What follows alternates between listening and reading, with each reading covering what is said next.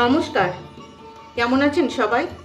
সঞ্চিতার রান্নাঘরে আরেকটি দারুণ স্বাদের রেসিপিতে সকলকে স্বাগত জানাই। আজকে আমি দেখাবো ছেটানো মুগ ডালে পালং শাকের তরকারি। প্রথমে আমি একটা মশলা করে নেব, সেই জন্য নিয়ে নিলাম মিক্সিং জার। এতে দিয়ে দিচ্ছি লঙ্কা আর দিয়ে দেব ইঞ্চি দেড়েক আদা। এই মশলাটা আমি খুব ভালো করে পেস্ট করে নেব। এবার রান্নাটা শুরু করব, সেই জন্য বসিয়ে দিচ্ছি কড়াই ভালো মতন গরম হয়ে গেছে। এবার দিয়ে দিচ্ছি সর্ষের তেল। তেল খুব ভালো মতন গরম হয়ে গেছে। এবার অল্প একটু লবণ ছিটিয়ে দিয়ে দিচ্ছি একটা ফোড়ন, শুকনো লঙ্কা, জিরে আর তেজপাতা। ভালো মতন ভাজা হয়ে গেছে। এবার এখানে 2 টেবিল চামচ সোনা মুগের ডাল আমি একটু ধুয়ে রেখেছি, এটা দিয়ে দিচ্ছি। সোনা মুগের ডালটা যদি আপনাদের কাছে না থাকে তাহলে নর্মাল মুগের ডাল দেবেন, তবে সোনা মুগের ডালটার গন্ধটা বেশি ভালো। ডালটা আমি একটু ভেজে নিচ্ছি। ডালটা বেশ লাল হয়ে গেছে, এই দেখুন। এবার দিয়ে দেব টুকরো করে রাখা আলু, আমি একটু এইভাবে ছোট ছোট করে কেটে নিয়েছি। আর দেব 2 গাজর, আমি একটু ছোট ছোট করে কেটে নিয়েছি। আলু আর গাজরটা অল্প ভাজা হয়ে গেছে। এবার দিয়ে দেব এখানে এই ডুমো ডুমো করে কেটে রেখেছি ফুলকপি। এই ফুলকপি দিয়েও আর একটু ভেজে নেব। ফুলকপিটাও অল্প ভাজা হয়ে গেছে। এবার দিয়ে দেব এই ডুমো ডুমো করে কেটে রাখা বেগুন। আর দেব 10-12টা ছিম, 2 অর্ধেক করে কেটে নিয়েছি এই ছিমটা। এবার অল্প লবণ ছিটিয়ে সবগুলো একসাথে আর একটু ভেজে নেব।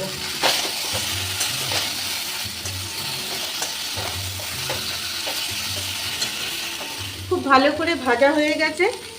এবার দিয়ে দেব অল্প হলুদ, দেব 1 মুঠ মটরশুঁটি, আর দিয়ে দিচ্ছি আদা আর কাঁচা লঙ্কা বাটাটা। মশলা ধুয়ে জলটাও দিয়ে দিচ্ছি। দিয়ে খুব ভালো করে কষিয়ে নেব। বন্ধুরা, আমার রান্না যদি আপনাদের ভালো লেগে থাকে তবে ইউটিউব থেকে দেখলে একটা সাবস্ক্রাইব আর ফেসবুক থেকে দেখলে একটা ফলো দিয়ে রাখবেন, এটা আমার একান্ত অনুরোধ আপনাদের কাছে। আর খুব ভালো করে আমি কষিয়ে নেব। ভালো করে কষিয়ে নিয়েছি। এবার দিয়ে দেব পালং শাক। আমি একটু ছোট ছোট করে এইভাবে কেটে রেখেছি। এখানে 1 আঁটি পালং শাক আছে।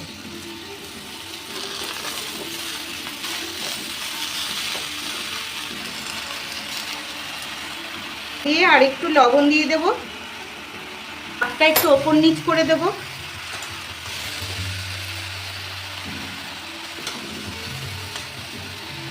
এবার ঢাকা দিয়ে খানিকক্ষণ রান্না করে নেব, যতক্ষণ না সেদ্ধ হচ্ছে। কিছুটা মজে এসছে। এবার আমি দিয়ে দিলাম অর্ধেকটা টমেটো, দিয়ে ঢাকা দিয়ে আবার খানিকক্ষণ রান্না করে নেব।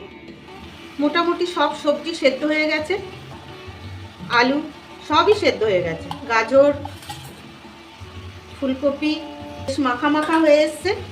এবার দিয়ে দেব একটু চিনি, দিয়ে খুব ভালো করে নাড়িয়ে নেব। দারুণ লাগে, একবার এইভাবে করে খাবেন।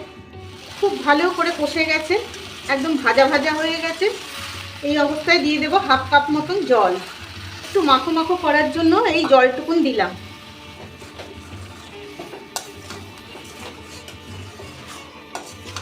সামান্য গরম মশলা, সামান্য একটু ভাজা জিরের গুঁড়ো দিয়ে আর একটু নেড়ে এই 1/2 চামচ মতন চালের গুঁড়ো, কিছুই না, এটা একটা বাইন্ডিংয়ের কাজ করে। মাখা মাখা তরকারিগুলোকে খুব সুন্দর একটা টেক্সচার দেয়। এটা যদি ইচ্ছা না করে আপনারা দেবেন না। খুব সুন্দর হয়ে গেছে, দারুণ সুন্দর গন্ধও বেরোচ্ছে। এবার লাস্টে একটু দিয়ে দেব সামান্য একটু ঘি, দিয়ে আর একটু নেড়ে, আর খুব আলতো হাতে নাড়তে হবে যখন তরকারিটা হয়ে আসবে, না হলে ফুলকপি গাজর এগুলো না ভীষণ ভেঙে যাবে। খুব তল দিয়ে আলতো হাতে নাড়তে হবে তরকারিটা।